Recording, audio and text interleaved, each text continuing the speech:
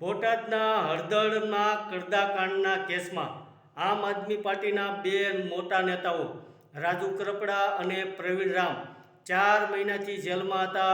તેઓને હાલમાં જામીન મળી ગયા છે. નમસ્કાર દર્શક મિત્રો. તો બોટાદ એપીએમસીમાં કપાસ સહિતની જે ખેત ઉત્પાદન છે તેમાં કરદો કરીને ખેડૂતોને ઓછા ભાવ આપવામાં આવતા હોવાનો જે આક્ષેપ થયો હતો, તેને લઈને બોટાદ જિલ્લામાં મોટો અને ભારે વિવાદ સર્જાયો હતો. આ મુદ્દે ખેડૂતોમાં પણ મોટા પ્રમાણમાં અસંતોષ ફેલાયો હતો, જેના પગલે 12 ઓક્ટોબરે હળદળ ગામે આમ આદમી પાર્ટી દ્વારા મહાપંચાયતનું આયોજન કરવામાં આવ્યું હતું. તો પોલીસ દ્વારા આ કાર્યક્રમને મંજૂરી આપવામાં ન આવી હતી, છતાં પણ મહાપંચાયત યોજાઈ હતી અને પરિસ્થિતિ તંગ બની હતી, જેમાં પોલીસ અને ભેગા થયેલા લોકો વચ્ચે ઘર્ષણ થયું હતું અને આ દરમિયાન પથ્થરમારો પણ થયો હતો, તેમજ સરકારી વાહનોમાં તોડફોડ પણ થઈ હતી. તો આ ઘટનાને પગલે પોલીસે કડક કાર્યવાહી કરી હતી અને 7 લોકોની ધરપકડ કરી હતી અને જેલમાં મોકલ્યા હતા. જેમાં હાલમાં આ જે સમગ્ર મામલો છે તેમાં ન્યાયિક નિર્ણય આવ્યો છે. બોટાદ ડિસ્ટ્રિક્ટ એન્ડ સેશન કોર્ટે આમ આદમી પાર્ટીના મોટા નેતાઓ રાજુ કરપડા અને પ્રવીણ રામ સહિત કુલ 7 આરોપીઓના જામીન મંજૂર કર્યા છે.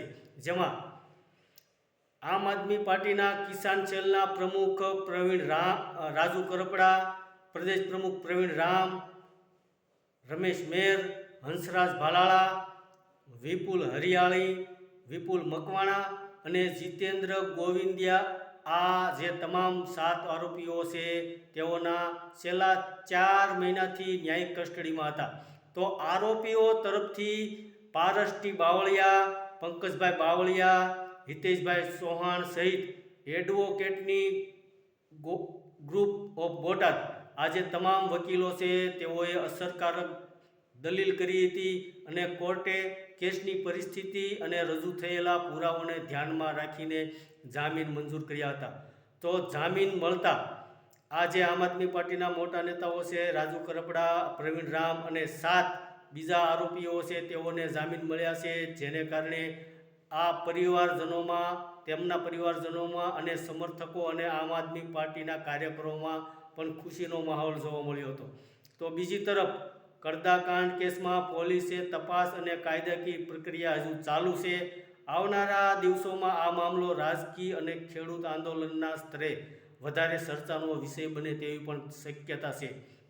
તો હાલમાં બોટાદ જિલ્લાના હળદળ ગામે ખેડૂતો અને પોલીસ વચ્ચે જે ઘર્ષણ થયું હતું અને કડદાકાંડ મામલે જે આમ આદમી પાર્ટીના મોટા નેતા રાજુ કરપડા અને પ્રવીણ રામ સહિત 7 આરોપીઓ જે જેલમાં હતા તેઓને હાલમાં જામીન મળી ચૂક્યા હતા, જેને કારણે આમ આદમી પાર્ટીની અંદર પણ ખુશી જોવા મળી હતી.